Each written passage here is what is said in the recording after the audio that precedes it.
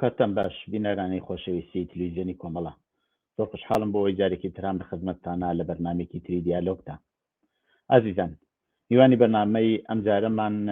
کاک هاشمی ڕزایی هاوڕێی خۆشەویستم کە یەکێک لە کادرە لە مێژینەکانی کۆمەڵە و هەڵسەوڕاری سیاسیە کە لەم بەرنامەیەدا بەشداری دەکات. کاک هاشم گیان بەخێربی بۆ بەرنامەیە. زۆر سپاس بۆ خۆت و بۆ هاوکارانی بەرنامەی دیالۆگ و ڕێز و سڵاوم هەیە بۆ بینەرانی بەڕاست. زۆر سپاس کاک هاشم گیان. کاک هاشم پێشەوە بچینە سەر تەوەری بەرنامەکەمان، پێم خۆشە کلیپێک ئامادە کراوە، ئەو کلیپە بڵاو بکەینەوە جا دوای چینە سەر پرسیارەکان. زۆر باش. 43 ساڵ بەسەر فەرمانی خومەینی بۆ هێرش بۆ سەر کوردستان تێدەپەڕێ. ئەم فەرمانە کە بە پاڵپشتی بەنی سەدر سەرۆککۆماری ئەو کاتەی ڕژیم بەڕێوەچوو تا ئێستاش نەیتوانیوە بە ئاکامەکانی خۆی بگات. خەڵکی کوردستان هیچ کات دەسەڵاتدارێتی ئەم ڕژیمەیان نەفەرماندووە و ڕژیمیش هیچ کات هەستی بە ئاسایش و سەقامگیری لە کوردستان نەکردووە. ئێستا دوای 43 ساڵ خەڵکی کوردستان لە بەرامبەر گەلێک پرسیار و دەرفەتدا ڕووبەڕوون. خەڵکی کوردستان لە ئەگەری گۆڕانکاریەکان لە ئاسی بنەڕەتی لە دەسەڵاتدارەتی کۆماری ئیسلامیدا چ دەکەن؟ ئایا هەر وەک سەردەمی ساڵی 57 ئێهتاوی دەست دەدەنە چەک و پارێزگاری لە دەستکەوتەکانیانەکەن؟ هاوکاری و یەکگرتووی بۆ بەرەنگەربوونەوە لەبەر هێرشی دژمندا لە چه ئاستێکدایە؟ تەجروبەی 19 ساڵ دەسەڵاتدارەتی لە باشوور، خۆبەڕێوەبەری کامپێنەکان لە ئەڕۆژاوە و خەباتی مەدەنی لە باکووری کوردستان چی لە بەردەم خەڵکی کوردستان لە ڕۆژهەڵات داناوە؟ تکنیک و دەستپەیداکردن بە تۆڕە کۆمەڵایەتەکان چ کاریگەریەکی لەسەر ئەم ڕووداوە نابێت؟ ئەمانە ئەو پرسیارانن کە لە بەرامبەر خەڵکی کوردستانە قەراریان گرتووە.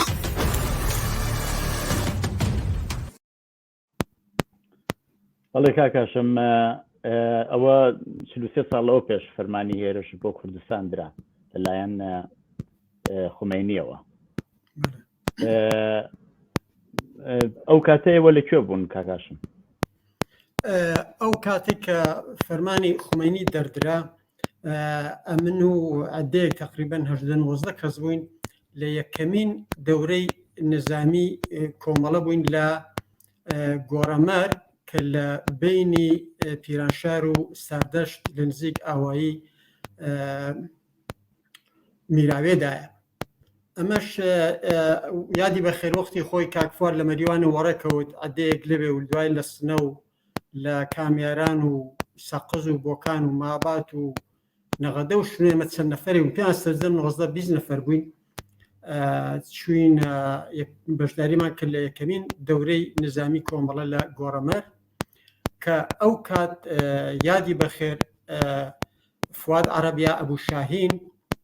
و کەسێک کە بە نێوی فەریدون ئەوانە لە سازمانی وەحدەتی کۆمونیست هاتن و بەرپرسی ئەم دەورە نظامیە بوو.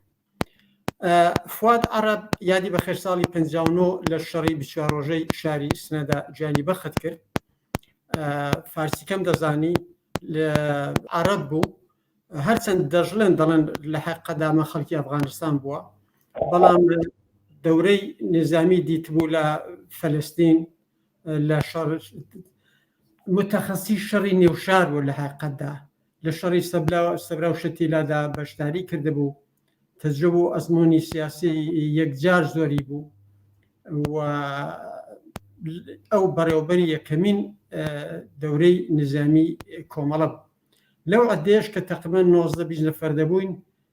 بەشێکیان بوونە فەرماندەهانی بەرجەستەی کۆمەڵە و بەداخەوە نزیکەی نیوە یان نیوان زیاتر لەوانە لە جوڵانەوەی خەڵکی کوردە جانیان بەخت کرد. من ئەو کات لە ئەو دەورەیە بوو و کاتێک کە هێرشکرا ئێمە داوامان کرد کە ئەو دەورەیە تاوکەین و بەشداری بکەین کە کۆمیتەی ناوەندی ئەو کات مخالفەتی کرد و هەر لەو دەورێشدا بووین کە بەداخەوە کاک فواد جانی بەخت کرد. یعنی ئەو دوو ڕادداوە بوو، بەڵام ئێمە هەر بەردەوام بووین و ئیجازەیان نەدان کە دەورەکە بەجێ بێڵین و درێژەمان بە دەورەکەدا و دوای گەڕێنەوە شارەکانی کوردستان. بەڵێ هۆکاری سەرەکی چی بوو کە کۆمەڵە خۆی ئامادە کرد بۆ لەباری نەزامیەوە خۆی ئامادە کرد و بڕێک لە ئەندامان و لە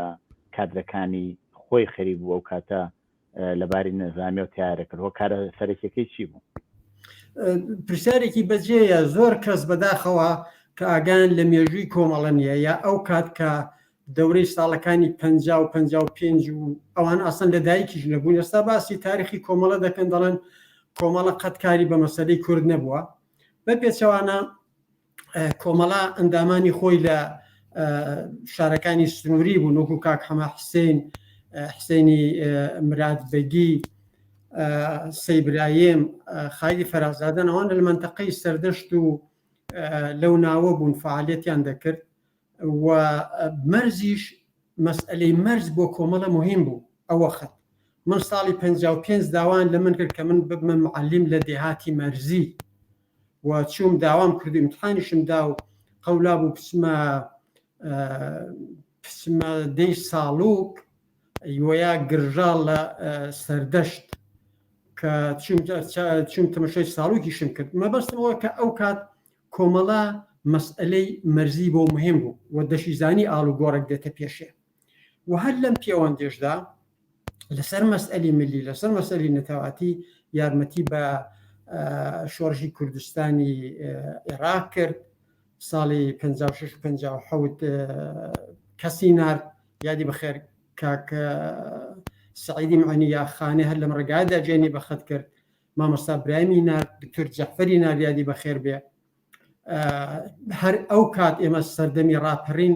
ئێمە پەیوەندیمان کرد بە ئاڵای ڕزگاری کاتە بۆکان من و عەبدوڵای موحتەدی لە بۆکان چامان پێکۆ بە کەسێک بەنی سلاح چاوشی لە ئاڵای ڕزگاری. ئەو کات کۆمەڵە هەر بۆی مهم بە مەسئلەی ملی،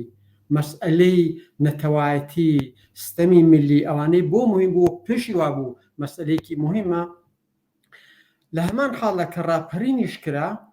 کۆمەڵە پێی وابوو کە ئەو وەزعی ئێستا کاتیە درەنگ یازوو جمهوری ئیسلامی هێرش دەکاتە سەر کوردستان و ئێمە دەبێ خۆمان بۆ ڕوبەڕوو بوونەوە لەگەڵ ئەو وەزع لەگەڵ ئەو هێرشە ئامادە بکەین. هەرچەند ئێمە تەجروبە و ئەزموونی نظامی ئەو تۆمان نەبوو و مەجالیش هەرکەم بوو بەداخەوە. ئەوە بکات هێندێک وەختی خۆی پێشمەرگەی کوردستانی باشوور هاتبوون ئەوانە یارمەتی دەربوون لە شارەکان فەرگەی نظامی ستاکاریان دانابوو بۆی کە خەڵکی فێری کاری نظامی بکەن. ئەگەر کورتی کەمەوە ئەو بوو کە کۆمەڵە پێوا بوو جمهوری ئیسلامی هێرش دەکاتەوە و ئەو وەزعێکی کاتیە و ئێمە خۆمان دەبێت بۆ ئەو مەسئلەیە ئامادە بکەین. و ئەوەش بڵێم کۆمەڵە هەر ئەو کات دەتوانە بەڵام یەکەمین حیزبی سیاسی بوو کە جمهوری ئیسلامی وەکو حکوومەتێکی ئیستبدادی حکوومەتێکی دیکتاتۆری و حکوومەتێکی زدی انقلابی ناس و پێشی وا بوو کە ئێمە دەبێت خۆمان ئامادە بکەین بۆ خەبات لەگەڵ ئەم ڕژیمە دەڕندەیە. ئەوە ناوەڕۆکی ئەو بوو کە کۆمەڵە خۆی ئامادە بکات بۆ ڕوبەڕۆبوونەوە لەگەڵ ئەو هێرشە نظامیە و کادرەکانی خۆی پەروەردە بکە و هەر ئەم کادرانش بتوانن کادری نظامی کە ئامادە بکەن. من بۆ خۆم کە گەڕامەوە منتقەی بۆکان و ناوچی بۆکان چەندین خولی چکو لە چکولەوە هەنم دادەنا بۆ پێشمەرگە و کادرەکان. بەڵێ کاک هاشم ئەگەر هەر لەسەر مەسەلەی ئامادەبوون یا خۆتیارکردن لەباری نظامیەوە ڕاوەستین چونکی ئەم بەرنامە ئێمە لەسەر مەسەلەی 28 ورداد هەموو ساڵ قسە کراوە دەستکەوتەکانی مقاومەتی خەڵکی کوردستان، هێرشی ڕژیم بە شێوەیەک شاوترسێنی خەڵکی کردووە ئەعدامەکان و زۆر نمونەی لەو بابەتانەوە. بەڵام ئەگەر هەر لەسەر مەسەلەی پارێزگاری و مقاومەت لە بەرامبەر هێرشی ڕژیما بوەسین لە داهاتووە ئەگەری ئەوەی کە دیسانەوە خەڵکی کوردستان دەست بدەنەوە چەندێ هەیە ئایا ئاڵوگۆڕەی پێسە ڕووی داوە لە دنیا و هەروەها لە کوردستان و جیهانە ئەو ئیمکانە دیسان هەر وەک جاران هەر لە دەستی هێزی پێشمەرگەی کوردستانە هەیە بۆ پارێزگاریکردن لە دەستکەوتەکانی؟ ئەوە بڵم کە خەڵک تەجربە و ئەزمموی ملەتەکانی دیکە کەڵکی وەرگرتو و کەڵک وەردەگرێت. یعنی شەڕی چەکداری شەڕێک نییە کە ئێمە کەشفمان کردبێ، ئەمە لە توولی تاریخ و خەباتدا بۆ دەڕوا. مسلمان شەڕی چەکداری شەڕێکی دڵخواز نییە، کەس حەز لە شەڕ ناکە، کەس حەز لە کوشتار ناکە، کەس حەز لەوە ناکە کە وڵاتەکەی خاپوور بێت. بەڵام ئێمە جمهوری ئیسلامی هات شەڕی پێفرۆشتین و ممکنە زۆر کەس ئەو تاریخەش نەزانێ. حەقیقەت ئەوەیە کە وەختی خۆی هەردوای ساڵی ڕاپەڕینی 57 کەسێک بەنێوی مستەفای چەمران کە وەختی خۆی لە میسر بوو لەگەڵ لە موسا سەدر جنبشی ئەمەلیان ساز کرد لە لوبنان، دوای چووە فەلەستین، دوای ساڵی 57 هاتەوە ئێران و بووە وەزیری شەڕ لە حکوومەتی موقەتی بازرگاندا، دوای لە شەڕ ئێران و عێراقدا بوو بە بەرپرسی فەرماندەی شەڕهای نامزەمەوە لە شەڕدا کوژە. مستەفای چەمران مانگێک دوای قیامی 57 هات بەدزیەوە شار بە شاری کوردستان گەڕا. منەوەم لە خاتراتی خۆی داخێندێتەوە کە لەوێشدا دوای ئەو جەولەی خۆی کە خەڵکی کەش و سەر بەخۆی دەبینێ دەڵێ ئێمە دەبێت شەڕی چریکی لەگەڵ کوردستان بکەین و بەو زۆرە کوردستان ڕزگار دەکەین. یعنی جمهوری ئیسلامی هەر لە دوای قیام و ڕاپەڕینەکەەوە دەویست ئەو هێرشە بکا بۆ کوردستان. بەڵام پرسیارش ئەوەیە، ببەخشێن دەبێت لە سوالەکە دوور دەکەم و دوای دەمەستەر پرسیارەکە. بەڵام بۆچی بۆ کوردستان؟ بۆ هێرشی نەکرد بۆ ئیسفەهان، بۆ هێرشی نەکرد بۆ تەورێز، خۆیانش تورک بەوان نەتەوەی، بەڵام هێرشی کردە سەر کوردستان، هێرشی کردە تیمسار مەدەنی کوشتاری خوزستانی ئەهوازی ساز کرد، هێرشی کردە سەر تورکمە سەحرا کە ئەمانە بەلحازی مەسەبی و سنی بوون و شورایەکیان ساز کرد، شورای خەڵقی تورکمەن، ژێر و کێشەی زمین و زاریان هەبوو لەگەڵ دەربەکای زۆر گەورە و حتا بەشێکی مربوط بە دەورای ڕژیمی پارلەیی بوو و ڕێبەرانی وانیان کوشت. بنابەرین جمهوری ئیسلامی ئەو هێرشی کردە سەر کوردستان و ئەو کات کۆمەڵ و حیزبەکانی کە بەرگریان کرد. بەڵام ئێمە هەمومان ئەو تەجروبەی پارەکەی ئەفغانستانمان لەبیر دێت کە تاڵەبان هاتن بە مۆتۆسیکلێت و چوزانم دەمپایی و ئافتاوە و هاتن تەوای ئەفغانستانیان گرت تەقەیە نەکرا. دیارە ئەوانە خۆ هەموو کەس سێ مانگ لەوە پێش هەموو کەس دەیزانی ئەو وەرزە دێتە پێشێ و تاوافقاتێک کرا و بەڵام خەڵک ئامادە نەبوو مقاومەت بکە.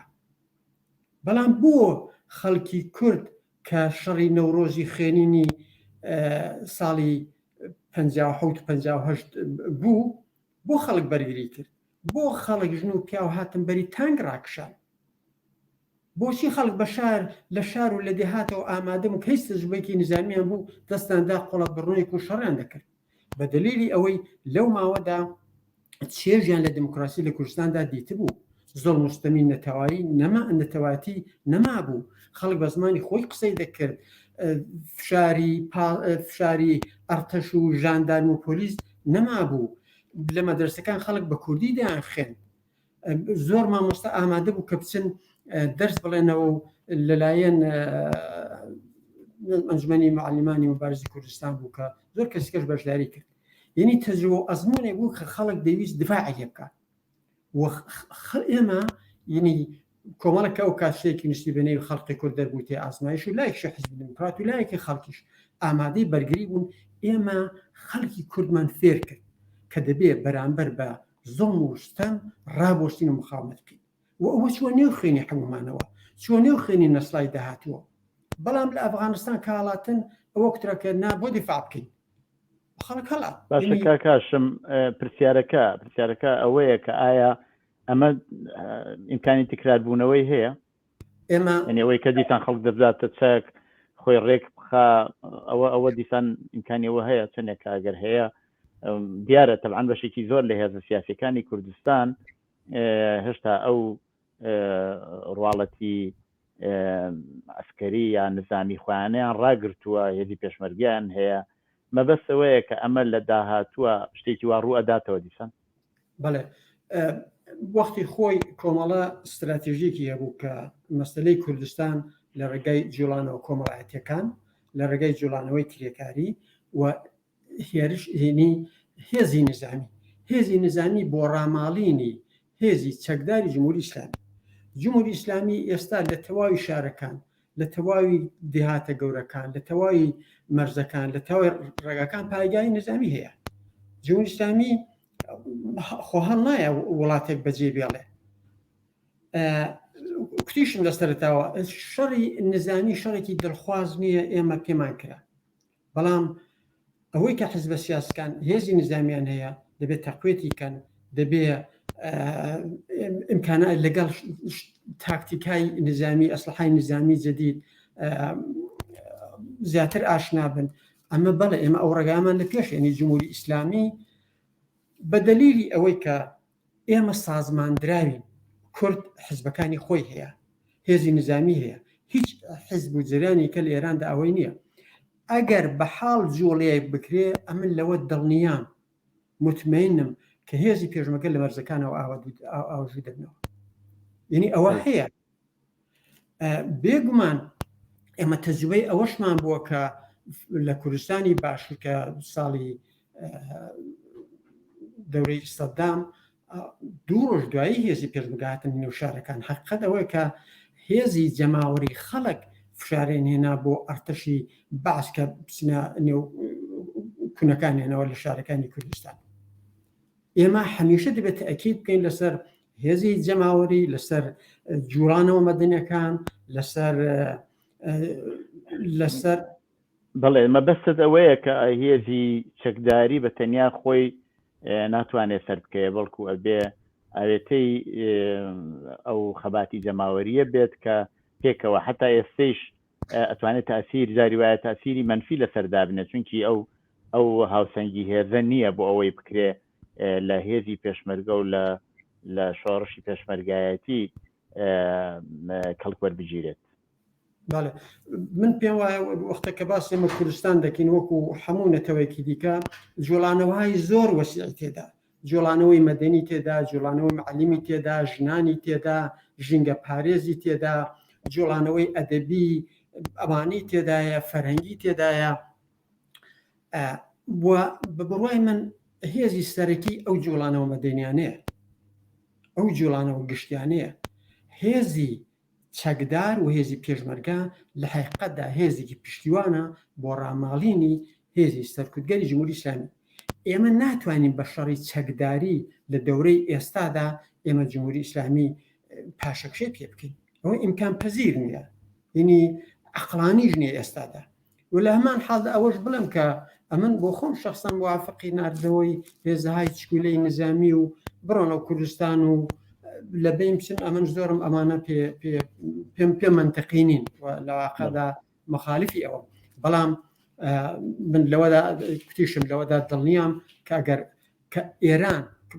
لەوەش مطمئنم کە ئاڵوگۆری بەسەردادێ ئاڵوگۆرێکی بەسەرداهات ئێمە ئەوەڵین شتێکە لە ئێراندا ڕۆدا ئەوە کە هێزی پێشمەرگە ڕوو بکاتەوە نێو کوردستان ئەوەش معلومە ببەخشە کە جمهوری ئیسلامی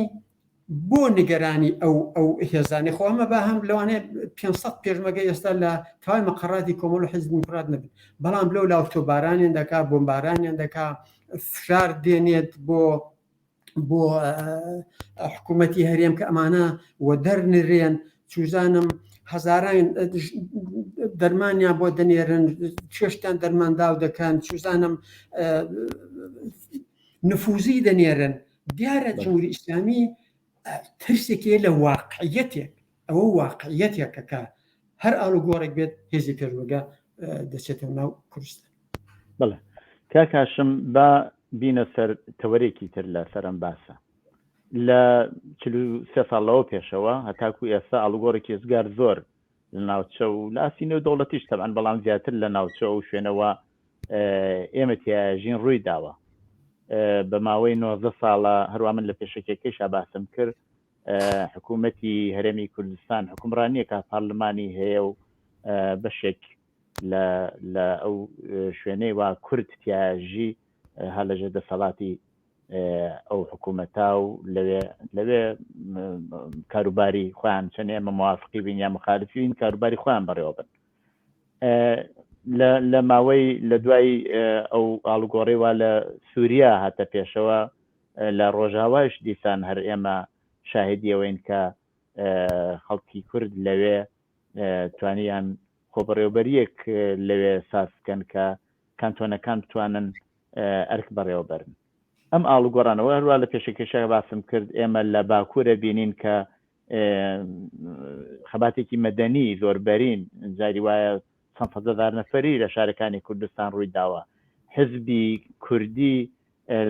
لە پارلەمانە توانیوێتی هەچەند حکوومەتی ئۆردۆغان زۆر هێرشی کرد توانیوێتی دەور بنوێنێت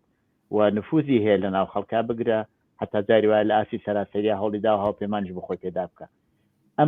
ئەم ئاڵوگۆڕانە چەندێت ئەسیردانێتە سەر ئێستەی کوردستان و ئێمە چۆن ئەبێت چاو بکەین لەم ئاڵوگۆڕانە؟ ئەوە هیچ شک لەوەدا نییە کە ئەو ئاڵوگۆڕانی کە لە کوردستانی باشوور ڕۆژاو و باکوور دێتە گۆڕێ ڕاستە و خۆ و ناڕاستە و خۆ تەسیری دەبێت لە سەر پارچەکانی دیکە.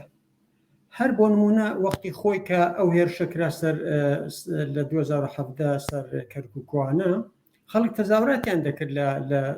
کوردستانی ڕۆژهەڵات کە کەرکووک تەنیان نییە شایەکی ئاوە لەو مەسئلەیە. وەختێ جریانی کۆبانی هات گۆڕێ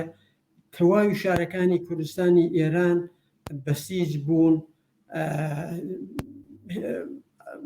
یارمەتیان کۆ کردەوە بۆ خەڵکی کۆبانی. ئەو مەسئلەی ڕۆژئاواش هەر ئاوا ئەم سەر بەخۆی بوونەی ئەوان بێگومان ئیسان لەوانە هەموو دەرس و تەجروبە وەردەگرێت و ئەوانی شەروا لە ئێمە هەروو چۆن ئێمە کۆمەڵە یەکەم حیزبێکی سیاسی بوو کە ژنان هاتنیوێەوە بۆ خەباتی سیاسی و نظامی و تەسیریدانە لەسەر حیزبەکانی دیکەش. بێگومان ئەمانە هەموو دەور و نەخشی هەیە لەسەر کوردستانی ڕۆژهەڵاتیش و ئێمەش وەکو حیزبەکانی ڕۆژهەڵات ئێمە دەبێت هەم یارمەتی دەری ئەوان بین هەم پەیوەندیمان لەگەڵ ئەوان بێت. ئێمە نابێت ڕەقیبی ئەوان بین. بەداخەوە جمهوری ئیسلامی بە تایبەت لەم 10 ساڵەدا کارێکی یەکجار زۆری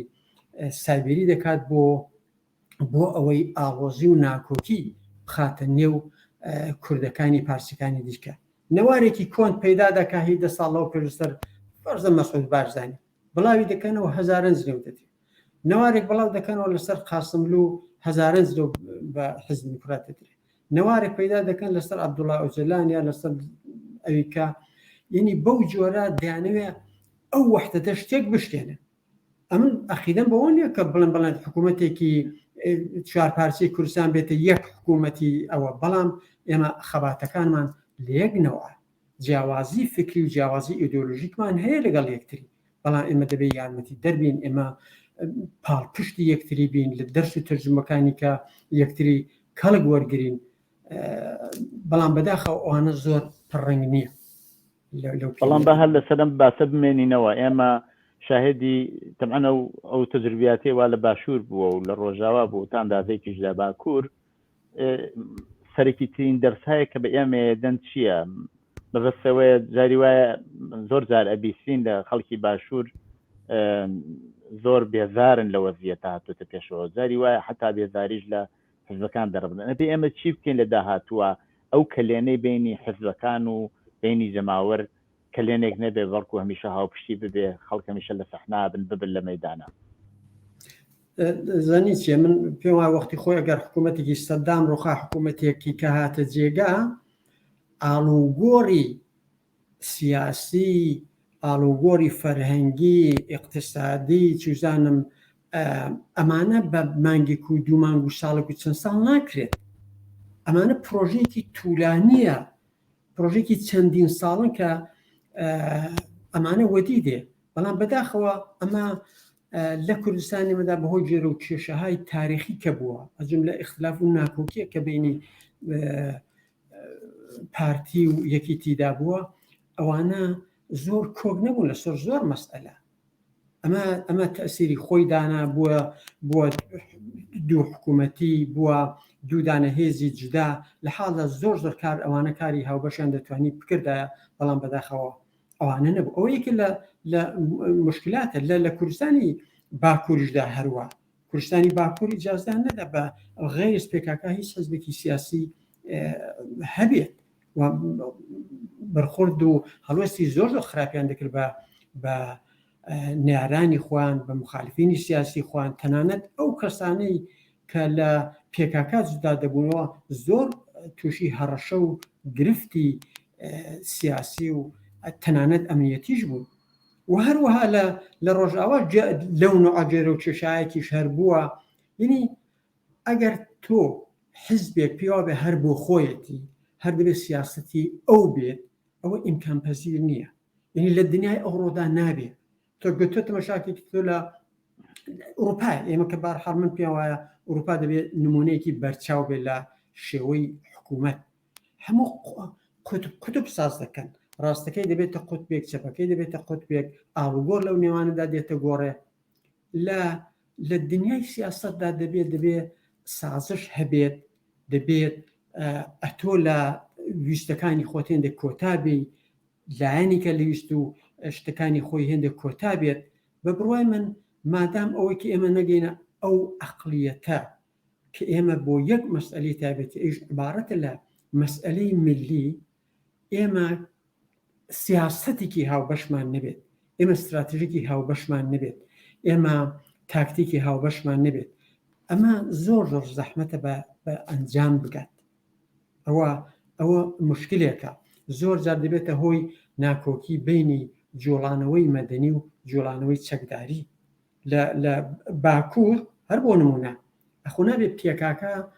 هەموو شتێک بەڕێوە بەربێ ئەو پێوا بێت دەبێت لە چکولەترین سیاسەتی جۆڵانەوەی مەدەنیدا دەخالەت کە ئەو بڕیاری ئاخر بدا. ئەوە ژێر و کێشەیە.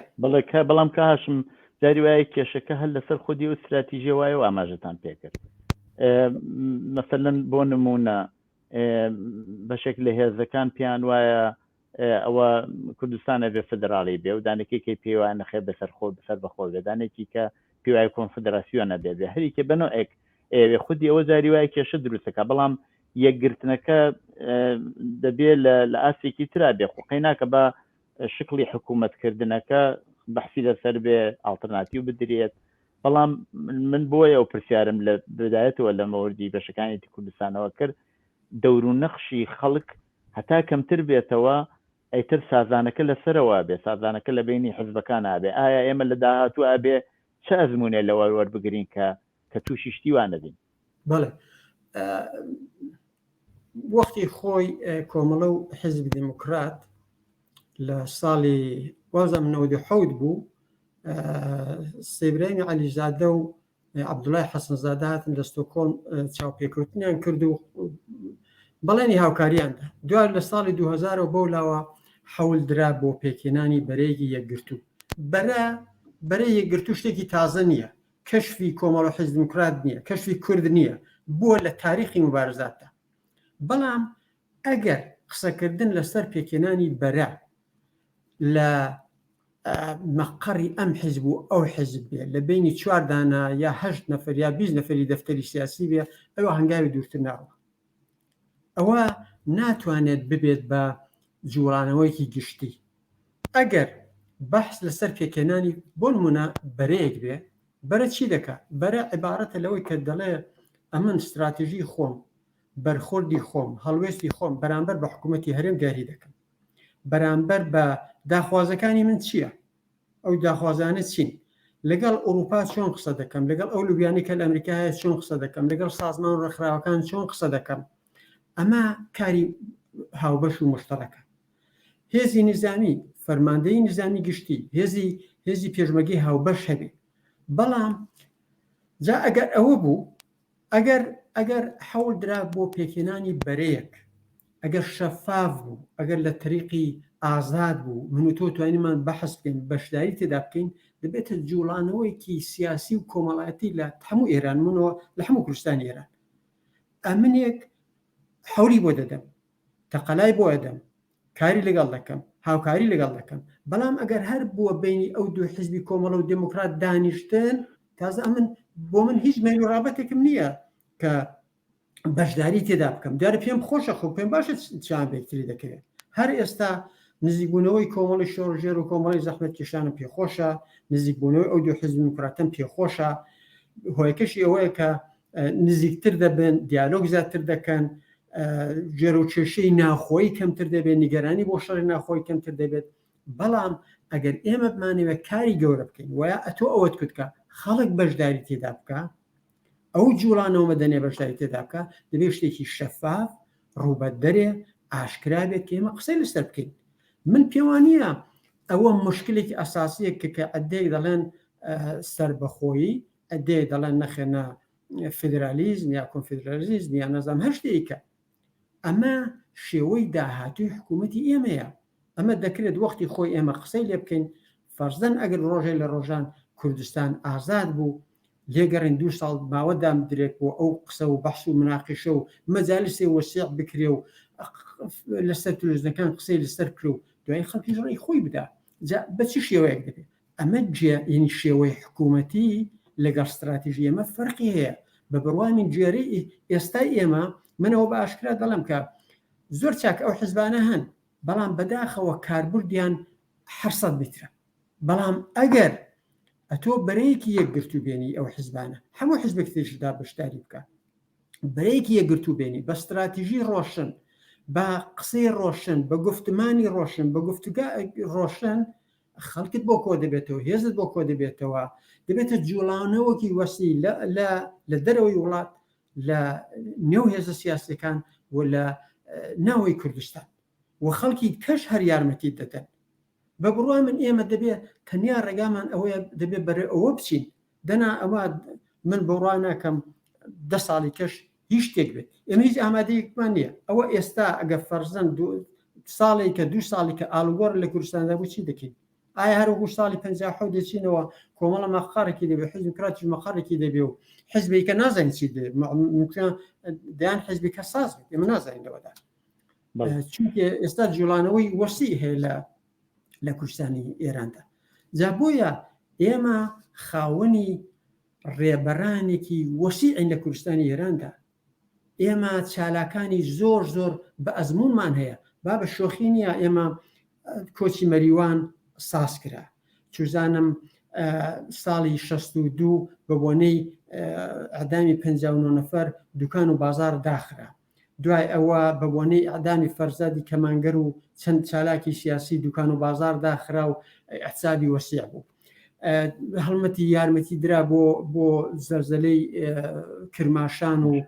دوای ئەوە بۆ کۆبانی خۆپیشاندانی وەسیعی گەورە لە دژی کوشتنی کوڕێکی بێتاوان بە نێوی بەڵێ لە مابادی شوێنەکانی کە کۆبوونەوە و تەزاهورات و ئەحسابی وەسیع بەهۆی کۆڵبەرانەوە یعنی ئێمە بەلێشاو ئەزمون و تەجروبەی جوڵانەوە مەدەنیەکانمان هەیە و ئەوانش لە خۆڕان نین خۆ کەس بە قسەی ئەمنێک و ئەتوێک ناچی هەستی ئەوانە بکە ئەمانە ڕێبەران و چالاکانی بە تەجروبە و بە ئەزمونن کە ئەو کارانە دەکەن و تەجروبەی 40 ساڵی ئەخیریان هەیە و بەهۆی ئەو دنیایش کە دنیای بە ئیستلاح ئینترنێتی هەیە تەجروبە و ئەزمونی وڵاتانی دیکەشیان هەیە ئێمە نابێوانە لە دەست بدەین هەر پێمان وابێ بۆ خۆمان و حیزبەکەمان و هەوادارەکانمان ئێمە بە میلیۆن هەنەواداری هیچ حیزبێکین بەڵام ئامادەن بۆ ئەو ڕێبازە خەبات بکەن ئامادەن بۆ ئەو ڕێبازە گوێنی خوان فدا بکەن بۆیە بە بڕای من ئێمە ئەگە حتا مەسئلەی بەرەژ نەبوو ممکنە بەرە نەبێت بەڵام خۆ دەکرێمە پلاتفۆرمێکی سیاسی هاوبەش دابنین بینووسین لەسەر 5 ڕقمی گەورە بڵان ئەوە پلاتفۆرمی هاوبەشی حیزبە سیاسەکانی کوردستان ئێستا هەیە ناوەندی هاوکاری حیزبەکانی ڕۆژهەڵات بەڵام کاری چکولەیە بە ناوەندە کاری ئەوە نییە دومانگزاری ڕاگەاندنێک دەربکە کاری ئێمە زۆر زۆر وەسەترە لەوە زۆر زۆر پان و بەرینترە لەوە ئێمە تەوەقعمان زۆر زۆر لە خوارێ لە کوردستانی ڕۆژهەڵات بەداخەوە بەڵێ کاکاشم ئاماژتان بە مەسەلەی تکنیک و تکنۆلۆژی کرد ساڵی 57 کە 57 یەتاوی کە ڕژیمی شاڕوخا وابزانم بەشێکی زۆر لە ماڵەکانی شێشتا تەلەفۆنی ماڵیشان نەبوو و ئیمکاناتی پەیوەندیگرتن من لە بیرم دێ زۆر دواتر کۆمەڵەتوانی هەتا ڕادێش دابمەردێنێت تەلەڤیزیۆن کە زۆر دواتر هات بەڵام ئێستا کە چاوی لێەکەین چ تەلەڤیزیۆن و چ رادیۆ و چ تەلەفۆن و هەموو ئەو ئامێرە پەیوەندیگرتنانە و ئیطلاعات وەرگرتنانە تۆ لە ناو گوشی تەلەفۆنەکە تاتوانی بیبین ئەم مەسەلە چەندێ ئەتوانێت تەئسیر دابنێ لەسەر ئاڵوگۆڕەکانی دواتر ئەمە ئەگەر تەجروبەی پێشتریش وەربگرین لە دواتر ئەبێ ئەمە چۆن لەگەڵەوە هەڵسوکەوت بکەین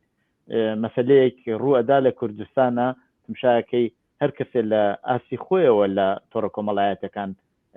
هەڵسوکەوتی لەگەڵەکە چۆن نەکرێ ئەمە بەنەوەیەک بێت کە ئەو زەرەر و زیانانەی کەم بکرێتەوە کە نەتوانێت تەئسیری خراپی ببێت لەسەر ئەو بزوتنەوە کۆمەڵایەتیانە بزوتنەوەی کوردستان و هەموو بزوتنەوەی کرێکاری جەماوەری کە ئێمە بینی ئەبێت چی بکرێت وەڵا بێگومان ئەوەی کە مەسئلەی ئینترنێت هەیە ئەمە تەجروبە و ئەزمونونەکان زانیاریەکان لە عەرزی چەند سانێ لە ئوسترالیاەوە دەگاتە ئەمریکا ئەمە یەکشت بەڵام ئەم بەشلا دنیای ئینفۆرماتی ئێمە تێدا هەین هەم چاکەی هەیە هەم خراپشی هەیە چاکەی ئەوەیە کە ئێمە دەتوانین کەڵکی لێوە گرین ئیستفادەی لێ بکەین ئەگە قەدیم ئێمە لە بینی بۆکان و فەرزن سەقزدا پێکەکانمان مۆتۆرسکلێتمان بوو کاغزمان بەڕێ دەکرد ئێستا زۆر ڕاحەتە بە عەرزستانیەک زانیارەکان ئەولا دەکرێت لە هەمان حاڵدا ئەیبەکیشی ئەوەیە کە دژمنی ئەمەش کەڵکی لێوە دەکرێت هەر بۆ نمونە تورکیە تەمەشاکە لە درۆنارە ئیستفادە دەکا لە ئەزمەری سلێمانیە چالاکی پێکاکای کوشت لە هەمیشلو چالاکی پژاکی کوشت یعنی لەوەش استفادە دەکەن یعنی هەم ئێمە استفادە دەکەین ئەم ئەوان استفادی لێکەن و تەنانەت ئێمەش بۆ خۆمان زۆر زار بەباری چاکەکەی استفادە لێ دەکەین بەباری خراپەکەشدا کەڵکی لێ وەردەگرین کەمون کتم ئەم شەڕە سایبیرەی کە جمهوری ئیسلامی سازی کردووە زۆر جار بەداخەوە زەینەکان فکرەکان بەلاڕێدا دەبا دژمنایەتی دەخاتە نێو کوردەوە بەگشتی دژایەتی دەخاتە نێو حیزبەکانی ڕۆژهەڵاتەوە چوزانم خەڵکی ڕۆژهەڵاتەوە ڕۆژاواوە یعنی بە بڕای من ئەوانە ئێمە هێندێک دەبێت بە وریاییەوە سەیری بکەین لە هەمان حاڵدا شتێکە بە نظری من ئێمە کەم تۆزی پێ دەکەین سەرچاوی باوەڕپێکراوە لێرە لە مەدرسەی سوئێت کە منداڵ چوون هەر لە ئەوڵەوە فێریان دەکەن کە دەڵێن سەرچاوەکان چین ئەوانە چ سەرچاوەیەکن ئەتۆ هەتا و ئایا ئەو سەرچاوانە ئایا قازانج و بەرژەوەندیان هەیە لەو شتێک کە بڵاوی دەکەنەوە یان نا یعنی بە ئیسلا هێندێک بە چاوێکی ڕەخنەگەرانە سەیری سەرچاوەکان دەکەن بەڵام لە وڵاتیمە بەداخەوە نییە یعنی شتێک دەکوترێ شتێک بڵاو دەبێتەوە معلوم نییە کە ئەوەڵەن ئایا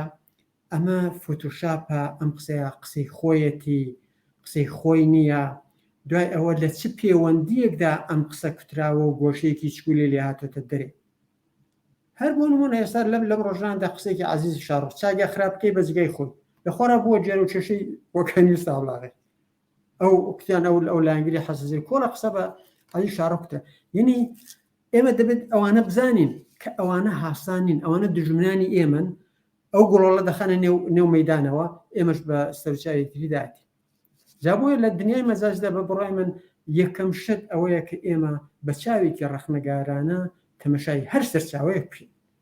لە ڕاستی و درستی ئێمە دەبێت تێبگەین و بزانین کە ئایا ئەم کەسەکە ئەو بڵاو دەکاتەوە قازانج و بەرژەوەندی لەوەدا چی و چی نییە و هێندێک بەسەر جەریدابنین بزانین ڕاستی و درستەکان چین کە زۆر کەس لەوانە ڕناوەستن و هەروە خۆی پێدادن بەداخەوە کاشم لە هەر حاڵە ئێمە ئەتوانین گەشتبین بین بەو ئەگەرانەی کە لە داهاتووە ڕوو ئەدات لە ئێران طبعاً بەبێ ئاڵوگۆڕێک لە دەسەڵات لەسەرەوە دەسەڵات لە کوردستان یا ئاڵوگۆڕ لە کوردستان ئاگەریش ببێ زۆر کورتماوە بێت طبعاً ئەو ئاڵوگۆڕا بێ لە ئاسی سەراسەریە بێ و ئەبێ خەڵکی کوردیش هەوڵ بدا پشتیوان بۆ خۆی پیاکە نەک دژایەتی بۆ خۆی پیاکە ئەبێ هەوڵ بدا وا بێت کە ئەگەریش لەسەر مافەکانی خۆی پاڕاگرێت و پشتەستورە ئەبێ دژایەتیکی لەگەڵ نەکرێ بەڵکو خەڵکێکی زۆر ئەوە بسەلمێن و بۆی بسەلمێن و بە حەقی خۆی بزانن.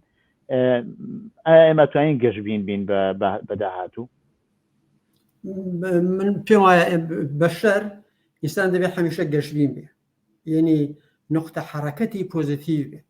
ئەگەر نقطە حرەکەتی نگاتیڤ بێت بێهیوا دەبێت چزانم ئامانجێکی نابێت. ئێمە بۆ هەموو ڕووداوەکان ئێمە دەبێت بە گەشتبینیەوە تەماشای بکەین. دیارە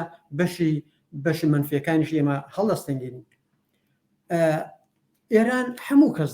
دەڵێ بە قۆلی فارسی ئابەستنی حەوادث، یعنی ئاڵوگۆڕ دێتە گۆڕێ، یعنی ژیانی خەڵکی ئێمە دەزانین ئێستا چۆنەکە. هێندە ئاشکرای من لازم ناکە من لێردا باسی بکەم. هەر خۆکوژی، هەر ئێعتیاد، هەر چزانم خەمۆکی یا ئەفسردگی لە ئێران، بێدەرەتانی ژیان، بێ ئەرژبوونی پوڵ، یعنی خەڵک بۆ خۆیان دەڵێ خۆمان بەسەردا کراوە، یعنی وەرەزن لە وەسە ئەو وەسە زۆر زەحمەتە ئیدامەی هەبێت. بەڵام ئێمە دووشتە، یەکی ئاڵوگۆڕ لە ئێران، یەکی ئەوەش ئەو هێزانەی کە دەتوانن دەور و نەخشیان هەبێ کە تۆ باست کرد. ئێمە بە بڕای من ئێمە دەبێت پەیوەندیمان لەگەڵ وڵاتانی دەرەوە هەبێت، پەیوەندی باشمان لەگەڵ ئەوروپا هەبێت، لەگەڵ ڕێکخراوەکانی ئەوروپایی هەبێت، لەگەڵ ئەمریکا هەبێت. یعنی ئەوانش زۆر زەرباس خەڵک باسیەوە دەکە ئەوانە قازانجی بەرژەوەندی خۆیە. ژیان عیبارەتە لە بەرژەوەندیەکان، تاوافقی بەرژەوەندیەکان، بەرخوردی بەرژەوەندیەکان و مصالحە و سازش لە نێو بەرژەوەندیەکاندا. جا ئەو بەرژەوەندی ئێمە ئەوروپا چەندە بەیەکەوە دەبێت، ئێمە و ئەمریکا چەندە بەیەکەوە دەبێت، ئێمە نەزانم وڵاتی ئالمان چەندە بەیەکەوە دەبێت و بەستگی بە وەرزەکە هەیە کە بەرژەوەندی ئالمان و رووسیا لەسەر مەسەلەی گاز ئەنوا خزانە قەرارداد بەسرە ئێستا هەڵۆشاوە. یعنی ئاڵوگۆڕ دێتە گۆڕێ. بۆیە بە بڕای من ئێمەی کورد احتیاجمان بە وەسیعترین دۆستەیە لە تەواوی دنیادا. کارمان بەوەش نەبێ بڵێن ئەوە ئەوروپایە و نازانم ئەمە فلان و فیسەر. ئەوروپا بە نەزەری من ینی مەهدی دیموکراسیە، یعنی ژیانی خەڵکی لە ئەوروپا من لە شوێنێکە باشتر نازانم، فەرزەن ژیانی خەڵکی لە سوئێت، لە نۆروێژ، لە ئالمان فەرزەن باشتر بێنستان وڵا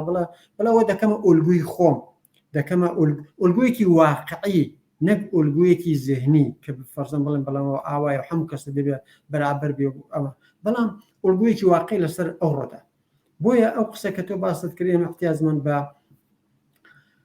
یەکێتی و تەبای لە نێو خۆماندا پێش هەموو شتێک. ئەوە نەبین خەڵکی کەس لەگەڵمان ناکە. دووەم وەرسێ پەیداکردنی وەرزترین دۆست لە نێو کوردەکانی وڵاتانی دیکەدا، لە نێو وڵاتانی دیکەدا، و ئەوەش بە حزب ناکرێت. ئەوەش بە بڕوای من کاری ئەو بەرەی یەکگرتووەیە، یا دەبێت بەرەو ئەوە بچین، بەرەو ئەوە نچین. بە بڕوای من ئەو وەشعی کە لەو 6 ساڵدا بووە هەر ئاوای لێدێ بە ئاڵوگۆڕایەکی چکولە و جزئیەوە، یعنی ئاڵوگۆڕی گەورە ئێمە نبینین. بەڵام لە بابەت زیاتر من مەبەستم پشتیوانی هێزی پشتیوان بۆ لە ئاسی سەراسەری بوو بۆ بێ پشتیوانە بۆ خەڵکی کورد کە بیسەلمێنە. ئێنا دیسان هەرە وەزیەتە دێتە پێشەوە تۆمەتی تەزیێتە لەبی لێدەن، هێرشکرێتە سەر کوردستانەوانە. هەر لە ئێستەوە ئەبێ ئەمە هەوڵ بدەین لە ئاسی سەراسەری پشتیوان بۆ خۆمان پیاکەن ئەگەر بۆ لەو بابەتەشەوە. بەڵام ئەوانەی دیکەیش بە باوەڕی من کاش مەگەڕێتەوە سەر هاوسەنگی هێز. تۆ ئەگەر هاوسەنگی هێزەکەت بەلای توا قورسایی نەکا لەگەڵ هەر شوێنێکا لەگەڵ چکۆلەترین هێزیشا پەیوەندی بگری زەختە خاتە سەر و قازانجەکەی خۆی زیاتر بەسەرادا سەپێنێتوانە. بەڵام ئەگەر هاوسەنگی هێز بێ لەسەر حەسابەکە هینت بۆ ئەکاتەوە لەسەر کاروبارەکەت حسێبت بۆ ئەکاتەوە طبعا بۆی مهمە بێت و ئێمە طبعا ئەوەشمان تا ئەندازێ و تەجروبان لە ڕۆژاوا دیوە بەڵام ئەتوانین کەمتر ئەوە مەسەرەن لە باشوور هەچەند هاوسەنگی هێزیان بەدەستەوە بووە بەڵام زۆر کەمتر توانیان لەو هاوسەنگی هێزە لە کاتی خۆیان کەڵک وەربگرن و بەداخەوە نەیانتوانیت بە شێوەیەکی باش بەکاری بێن ئەگەر بمانەیە پەیوەندیەکانی ژاسی نێودەوڵەتی بێ خۆ طبعا هیچ وڵاتێ ناتوانێت خۆی قەدیس بکات و هەموو مەرزەکانی ببێت و ببەسێ بڵێ لەگە هیچ پێکا پەیوەندیمان نابێت طبعا بێ پەیوەندی هەر ببێت و بەڵام بەبێ هەوڵ بدرێ ئەو هاوسەنگی هێزت بێت بێگومان ئەگەر کوردی ڕۆژئاوا بەهێز نەبایەن ئەگەر ئەو شەڕە قارامانانیان لەگەڵ داعش نەکردایە ئەوانیش گویان نادایە نە ئەمریکا گوێدایە نە ئالمان گوێدایە نە فەڕەنسا گوێدایە کە ئەوانە وەسیعترین یارمەتی بەوان کرا مجازترین تەسلیحاتی نظامی بەوان درا بەهۆی ئەو هێزەی واقعی کە بوویان و توانیشیان داعشی شتێک بشکێنن بێگومان ئەوە حقیقەتە دەنا ئێمە عەدەیەکی 15-20 نەفەر 20 نەفەر کەس لە ئەمە ناپرسێت بەڵام یەک شت لە رابطە لەگەڵ مەسئلەی پەیداکردنی پشتیوان ئێمە دژایەتیمان نە لەگەڵ فارسەیە نە لەگەڵ تورکەیە نە لەگەڵ عەرەبەیە لەگەڵ هیچ نەتەوەی ئێمە دژایەتیمان نییە دژایەتی ئێمە عەبارەتە لە حکوومەتی جمهوری ئیسلامی ئێمە لەگەڵ خەڵکی ئێران نقطە مشتەرەکمان ئەوەیە کە خەبات دژی جمهوری ئیسلامی خەبات بۆ ڕوخانی جمهوری ئیسلامی و لەو نێوەشدا ئێمە وەسیعترین پشتیوان دەبێت لە نێواندا بێگومان پەیدا بکەین ئەوەی کە ئەوان پێمان دەڵێن تەزیە تەلەب بێگومان ناسیۆنەلیزمی فارسی تون ئەوە دەڵێن ئەوە قەت پا نابێتەوە قەت پاک نابێتەوە حتا ئەگەر سبحانێ دوا ڕۆژ کە بڵێن جمهوری ئیسلامی نەما و ئێران بووە حکوومەتێکی فدراتیڤ و کوردستان حکوومەتی لە کورد بە شێوەی فدرالیزم بەڕێوە چوو بەڵام ئەم بە ئیستیلاح قسە و قسەڵۆکانە هەر دەمێنن بە دلیلی ئەوەی ئەمە احتیاجی بەکارێکی کۆمەڵاتی و فەرهەنگی وەسیعە کە ئێمە بتوانین فەرزنە وەکو سویسمان لێبێ وەکو ئۆتریشمان لێبێ وەکو ئالمانمان لێبێ بنابن ئەمە هەر هەیە خۆ لە نێو کوردی ئێمەشدا هەر هەیە ئێمەش کەمین ئەو کەسانی کە بە زنێو بە فارس دەدەن زنێو بە تورک دەدەن زنێو بە چوزانم شیعە دەدەن ئەوانش خۆ هەر کەم نین بەڵام ئەوانە بە بۆ ڕای من لاوەکەین ئێمە دەبێ وەسیعترین پشتیوان لە نێو خەڵکی ئێراندا ئێمە سەرنجیان ڕابکێشین و هەشن زۆر کەس لاینگری دەکەن هیچ کەسە بەقەد ئیسماعیل بێشکچی کە بۆ خۆی تورکە لاینگری لە کورد ناکە بەڵێ کاش من کاتم زۆر نەماوە بەڕاستی ئەگەر قسەیەکەیە بە کورتی ئەگەر نا بینە هاتمە کۆتایی بەرنامەکە زۆر سپاس بۆ ئێوە و من جگای خۆیەتی سەری ڕێز و نەواژش دابنیم بۆ ئەو کەسانی کە لە ئەم خەباتی 40 ساڵەی کورد لە کوردستانی ڕۆژهەڵاتدا گوێنی خۆیان بەخەت کرد لە زیندانەکانی سیاسی لە شەقامەکان لە هەمان حاڵدا ئەوەش بڵم کە ئێمە دەبێت دوا ڕۆژ سەرای هەر کۆسپێکە هەیە گەشتبین ببینین ئێمە تەوەقعمان لە خۆمان لە خەباتەکەمان زیاتر بێت هەنگاوهای گەورە بنین تەنیا بە کاری چکولەی حیزبایەتی نەوەستین بەڵێ زۆر سپاس کاشم گیان بۆ بەشداریتان لەو بەرنامەیەدا سپاس بۆ خۆتان و زۆر مەمنون زۆر سپاس بینەرانی خۆشەویستی تەلەڤیزیۆنی کۆمەڵە بۆ جۆرە هاتینە کۆتایی بەرنامەی ئەمجاری دیالۆگ هەتا دیالۆگێکی تر ڕۆژ و شەوی خۆشێکتان بۆ بەئاوت خوازم